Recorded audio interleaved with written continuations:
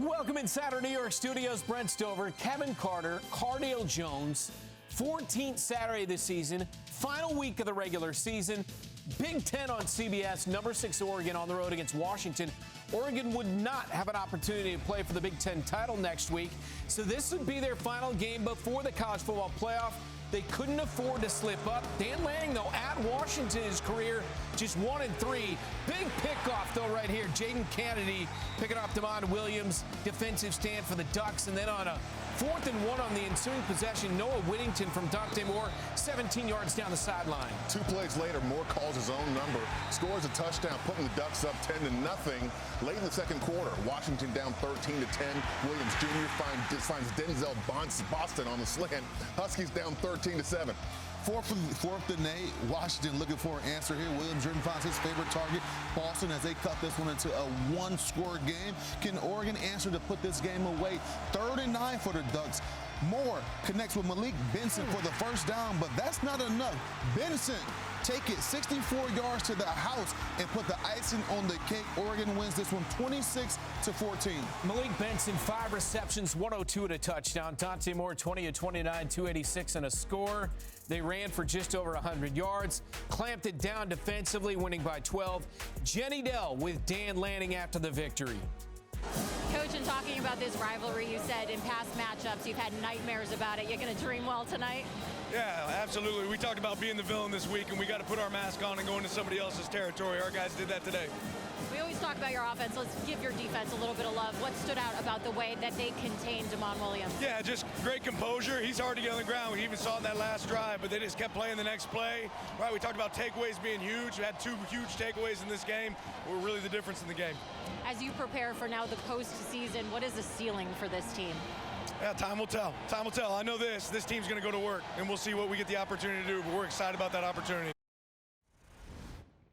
11-1, that only blemish against Indiana. We know the Big Ten championship game is going to be Indiana and Ohio State. We have talked often on these segments, Cardale, about the benefit of being able to be in the clubhouse the way Oregon is, be able to get healthy, relax, not have to play a conference title game, and you would think punch your ticket to the college football playoff. For sure. By far one of the best 12 teams in college football. You look at their resume, and you look at the style of football they're able to play on any given Saturday, they are one of the best teams. And if I'm Oregon, I'm in a perfect position.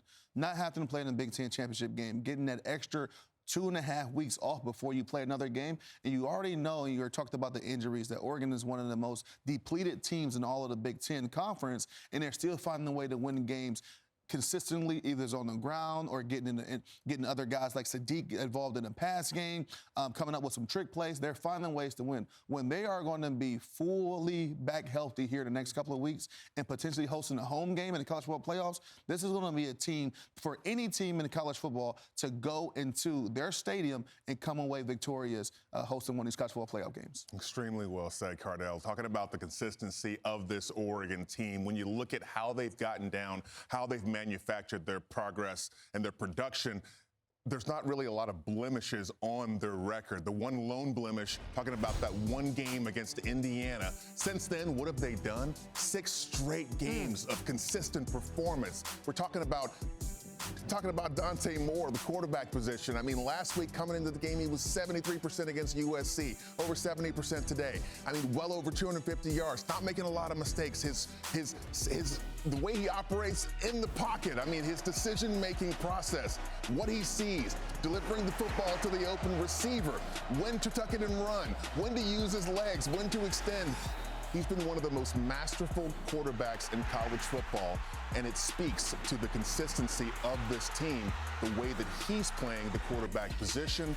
I like how they get down, and like you said, this Oregon team, thanks to Dante Moore, can beat you in so many different ways. We saw them boat race a couple of people in the recent weeks, but we also saw them go into Iowa in a no-holds-barred cage match and beat Iowa in Iowa fashion in bad inclement weather. So I like this Oregon team, man. This is somebody you're not going to want to see come playoff time. Defense is good as well. You mentioned the October the 11th 10-point loss to Indiana, but then Rutgers. I know Rutgers is having a down year, as they usually do, but you only give up 10 points, but that's taking care of business. Only 7 against Wisconsin in the Iowa game. Only 16 to the Hawkeyes.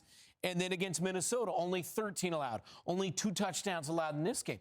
As much as we talk about how electrifying that offense is year in and year out for Oregon, the defense has been very solid this year as well. Yeah, one of the strong points of their whole team is that front seven on the defense side of the ball, being able to control the line of scrimmage. KC just hit on the game versus Iowa and Iowa City versus a really tough Iowa team, as they historically has always been. But Iowa's a different team this year, especially adding Gronowski in the quarterback running game and that +1 running game. They're one of the best rush offenses of all the college football. For Oregon to stand tall in Iowa City on one of the most pronounced games for Iowa, because this was more so a playoff game for Iowa a few weeks ago to keep their hopes alive. And that front seven came up big during the biggest time of the game. And then you look at Oregon on the other side of their front seven, their front five, those big guys were able to pretty much push Whittington over 150 yards that game. This team is built the right way. They're built to last. Like I said before, once they get healthy, they'll be a scary team to reckon with. Mm-hmm. To me, when I look at their overall chances, when you look at a body of work, it's hard to find any, things that are wrong with this team that Dan Lanning has assembled. Right. Yeah, health is the only thing. But you dabble into the depth. Yeah. The depth has been on full display the last couple of weeks. You had young receivers, Jeremiah McCullough. Decorian Moore. And Gary Bryant. He's getting back. And then Malik Benson came up big, put nice on the cake today. The depth is another thing to speak about this team, and even up front to the skill positions and then on defense. This is like, Dan Lanning basically has rebuilt Georgia and the Pacific Northwest, right? Yes. Because there's 3 parts to your program: who you can recruit, but who you can develop and keep. And the collective buy-in on this roster from top to bottom, whether it's guys coming in like Dante Moore that are patient to wait their turn, or it's Decorian Moore, the guys that want to be around other great players. It's infectious how he runs this organization. And man, Dan Lanning seems like the kind of guy young players just really want to play for, because he just gets you hype. He talks about that mentality, going on the road, putting on the mask. I'm like, this guy he's absolutely nuts, but I like it. I like everything about it. Yeah, you see all the comments that he made throughout the weeks. And the comment last week, he basically told his team, Reggie Bush ain't coming out that tunnel for USC. It's like, Jesus Christ, these guys probably don't even remember Reggie Bush. But Dan Lanning, he's the type of guy that clearly walks around and coaches with a chip on his shoulder, and you can tell things like that pour into his locker room. You can tell by the way his players is playing, and all those reserves are stepping up big time due to injuries. You said chip on the shoulder, and that leads me to this final topic. I think we could safely say the best 3 teams in the country right now are Ohio State, Indiana, and Georgia. Is that fair? A&M lost to Texas. Is that a fair thing to say? Would you guys agree with that Georgia is 3rd right there? Yeah, I think so.